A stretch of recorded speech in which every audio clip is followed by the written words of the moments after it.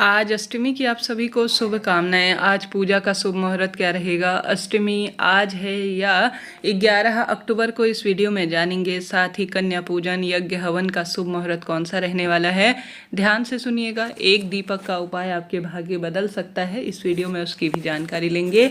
सुनिएगा और अंत तक बने रहिएगा। आप जानते होंगे जो सप्तमी और अष्टमी और नवमी, यह 3 दिन नवरात्रि के ऐसे होते हैं जो चमत्कारी होते हैं। इसमें अष्टमी नवमी तो सबसे खास होती है। अगर नवरात्रि के 9 दिनों में कुछ विशेष नहीं कर पाए हैं तो अष्टमी नवमी पर आप कन्या पूजन, हवन और माँ की पूजा और 16 श्रृंगार सामग्री इत्यादि उन्हें समर्पित कर देते हैं तो शास्त्र कहता है भाग्य खुल जाते हैं, मनचाहा विवाह, संतान सुख मिलता है, रोग कर्ज इत्यादि से मुक्ति मिलती है और कुल देवी मैया की असीम कृपा घर परिवार पर बनी रहती है। परंतु इस बार अष्टमी और नवमी को लेकर बड़ी दुविधा है, क्योंकि अष्टमी 2 दिन व्याप्त है। ऐसे में क्या करना चाहिए, ध्यान से सुने।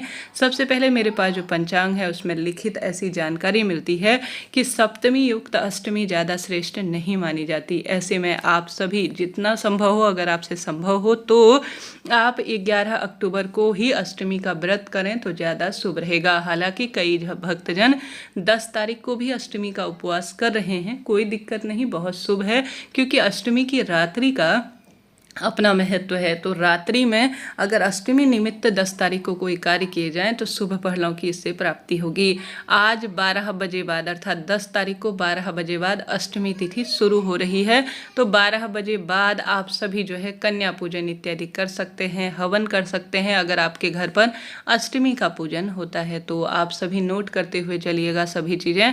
आज 10 अक्टूबर के दिन दोपहर 12:31 से अष्टमी शुरू होगी और 11 अक्टूबर को दोपहर 12:06 के आसपास इसका समापन होगा। तो आज 10 अक्टूबर को आप 12 बजे बाद, वैसे भी आज अष्टमी का ही जो है रात्रि का ज़्यादा महत्व है, नवरात्रि कहा जाता है। तो आज 12 बजे बाद आप अष्टमी के निमित्त हवन, यज्ञ और कुलदेवी मैया का पूजन और साथ के साथ कन्या पूजन और जो व्रत उपवास है आज भी कई भक्तजन कर रहे हैं, कोई दिक्कत की बात नहीं है, कर सकते हैं। परंतु अगर आप नवमी युक्त अष्टमी करते हैं तो यह ज़्यादा फल देने वाला होता है। तो 11 तारीख को आप व्रत उपवास करें और इसी दिन माँ की पूजा, कन्या पूजन, यज्ञ हवन करते हैं तो शुभ फलों की इससे प्राप्ति होती है। तो अष्टमी और नवमी दोनों 11 तारीख को ज़्यादा श्रेष्ठ फलों की प्राप्ति में सहायक है। हालांकि 10 तारीख को भी 12 बजे बाद अष्टमी शुरू हो जा रही है, आप कर सकते हैं। हमारे वेद शास्त्रों में उदयकालीन तिथि अर्थात सूर्य उदय होते समय जो तिथि व्याप्त होती है वही पूरे दिन मान्य होती है। इस बार एक दिन बढ़ गया है। ऐसी स्थिति में 11 तारीख को सुबह के समय ब्रह्म मुहूर्त में अष्टमी तिथि व्याप्त है। इस कारण से पंचांग में जो लिखित जानकारी है उसके आधार पर यही निकल कर आ रहा है कि 11 तारीख को अष्टमी और नवमी दोनों मनाई जाएगी। तो अष्टमी का भी फल प्राप्त करना चाहते हैं, नवमी का भी आपको फल प्राप्त हो, तो इसके लिए 11 अक्टूबर 2024 को आप पूजा इत्यादि के लिए श्रेष्ठ समय चुन सकते हैं। अब जानते हैं पूजा का शुभ मुहूर्त। अभिजीत मुहूर्त, जो कि हर एक कार्य की सिद्धि के लिए जाना जाता है, ऐसी मान्यता है।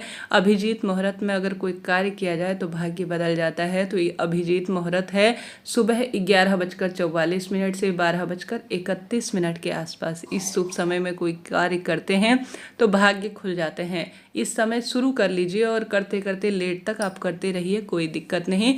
संध्या पूजन अर्थात शाम के समय आज की पूजा का बहुत महत्व है। यह आज और कल दोनों का ही संध्या पूजन का शुभ समय है। इस समय आप कुलदेवी मैया के निमित्त या कोई कन्या पूजन या यज्ञ हवन का कार्य करते हैं तो यकीन मानिए भाग्य खुल जाते हैं। तो संध्या पूजन का समय रहेगा 6:24 से 7:07 के आसपास। इस शुभ समय में आप जो है यज्ञ हवन, माँ की साधना या कन्या पूजन, हवन इत्यादि करते हैं इस शुभ समय में शुरू करते हुए देर रात्रि तक, तो बहुत सुखद फलों की प्राप्ति होती है। उत्तम योग, उत्तम पूजा भाग्य बदल देती है, ऐसा शास्त्रों में कहा जाता है। कोई भी प्रश्न हो इसके साथ साथ आपके अष्टमी नवमी पूजा से संबंधित तो आप जरूर से पूछ लीजिएगा। कोई चिंता टेंशन की बात नहीं है। दशहरे का पावन पर्व वह 12 अक्टूबर 2024 के दिन मनाया जाएगा। ठीक है जी, यह बात हो गई। 12 अक्टूबर को आप सभी दशहरे के निमित्त जो पूजन पाठन की प्रक्रिया होती है वह कर सकते हैं। साथ ही आप 12 तारीख को जो है नवमी अगर आपके यहाँ पूजाई में आती है तो आप सभी 12 तारीख को भी जो है जो नवमी की पूजा होती है वह कर सकते हैं। परंतु कब तक करेंगे? 11 अक्टूबर 2024 को नवमी 12:06 पर प्रारंभ होगी और 12 अक्टूबर की सुबह 10 जो है 58 के आसपास तक यह रहने वाली है। तो उससे पहले पहले अष्टमी की पूजा और नवमी की पूजा आप कर लेंगे तो ज़्यादा शुभ फलों की यह प्राप्ति में सहायक होगा। तो अष्टमी नवमी की पूजा इस बार 11 तारीख को ही श्रेष्ठतम स्वरूप में हो रही है और यह बहुत अच्छे जो है योग में और सुंदर अवस्था में हमें प्राप्त हो रही है। तो इस तरह से यह जानकारी है। अब जानते हैं व्रत खोलने का आज क्या शुभ मुहूर्त रहेगा। 12 तारीख को दशहरे का पावन पर्व मनाया जाएगा। इसी दिन रावण दहन भी होगा, इस चीज़ को आप नोट करते हुए चलिएगा। साथ ही अगर आज आपने अष्टमी का व्रत किया है तो शाम के समय आप नियमित रूप से जैसे व्रत खोलते थे, जैसे फलाहार लेते थे, भोजन लेते थे, जो है वह सूर्य अस्त होने के बाद संध्या पूजन के बाद आप सभी जब कुलदेवी मैया का पूजन कर लेंगे तो आप विधि विधान से व्रत खोल सकते हैं। नवमी को भी अगर आप विधि विधान से जैसे व्रत करते थे उसी विधान से जो नियम ले रखा था, रात्रि को आप व्रत अपना खोल सकते हैं। परंतु जो कन्या पूजन के बाद का उपवास का व्रत होता है, जैसे नवरात्रि और 9 दिन का व्रत कहा जाता है, उस आधार पर तो जो संपूर्ण नवरात्रि के 9 दिनों के व्रत होते हैं वह हमेशा दशहरे अर्थात 10वीं तिथि की सुबह जब कलश विसर्जन किया जाता है, माँ से भूल चूक के लिए क्षमा प्रार्थी हुआ जाता है और अष्टमी नवमी को कन्या पूजन कर लिया जाता है। उसके बाद जो है यज्ञ हवन हो जाने के बाद, माँ की चौकी विसर्जन के बाद, एक समय का भोजन दान देने के बाद आप सभी अपने व्रत को दशहरे की सुबह खोल सकते हैं। ब्रह्म मुहूर्त के बाद कभी भी कोई दिक्कत की बात है ही नहीं। और रात्रि को आप जो नियम लेते हैं अष्टमी नवमी के निमित्त, जैसे कई भक्तजन अष्टमी को कन्या पूजन करने के बाद अपने व्रत खोल लेते हैं, तो वह रात्रि को व्रत खोल लीजिएगा, कोई दिक्कत की बात नहीं है। जो भक्तजन नवमी को व्रत करते हैं, पूजाई करते हैं 9 तारीख की, तो वह रात्रि को अपना उपवास खोल सकते हैं। अगर आप अष्टमी नवमी तिथि के अनुसार व्रत खोलना चाहते हैं तो मैंने जो पूर्व में आपको समय बताया उस अनुसार आप जैसे जब अष्टमी खत्म होगी उसके बाद व्रत खोलें, नवमी खत्म होगी उसके बाद व्रत खोलें। हालांकि अष्टमी नवमी रात्रि और दिन का व्रत है, 9 रात्रि 9 दिन का व्रत है, तो आप सभी जितना संभव हो 9 रात व्रत करने के बाद दशहरे की सुबह अर्थात 10वीं की सुबह ही व्रत खोलते हैं तो ज़्यादा शुभ और श्रेष्ठ से देखा जाता है। आप जानते हैं कौन से हमें इस दिन कार्य करने चाहिए। सबसे पहले दीपक की बात कर लेते हैं। आप सभी को आवश्यक रूप से अष्टमी और नवमी के निमित्त अपनी कुलदेवी मैया के लिए एक दीपक जरूर से लगाना चाहिए। साथ ही माँ को लाल फूल और चूड़ी, बिंदी, सुहाग की सामग्री जरूर से समर्पित करनी चाहिए। हमेशा बच्चों की उन्नति के लिए, बच्चों के विवाह के लिए, रोग कर्ज इत्यादि मुक्ति के लिए गुरुजी ने कह रखा है हमेशा एक लाल पताका जिसमें ध्वजा कहा जाता है, जय माता दी जिसमें लिखा होता है, उसमें थोड़ा मक्खन लगाकर अगर किसी माँ के मंदिर में आप उस ध्वजा को अर्थात उस पताका को लगा देते हैं उसकी छत पर, तो इससे आपके परिवार के रोग, दोष, कष्ट, संकट, पीड़ा से मुक्ति मिलती है। माँ को 16 श्रृंगार की सामग्री नहीं चढ़ा सकते हैं तो कम भी आप 5 सामग्री, 8 सामग्री, 9 सामग्री भी अगर माँ को उनके चरणों में अपनी मनोकामना कहकर समर्पित कर देते हैं तो अत्यधिक शुभ माना जाता है। माँ को नारियल प्रिय है तो नारियल भी माँ को समर्पित करें, शुभता के रूप में इसे देखा जाएगा। साथ के साथ माँ को गुड़हल के फूलों की माला अपनी मनोकामना कहते हुए या उनके गले में या उनके हाथ में या उनके पैरों में आप एक फूल भी अगर गुड़हल या गुलाब का चढ़ा देते हैं तो माँ इससे बहुत प्रसन्न होती हैं।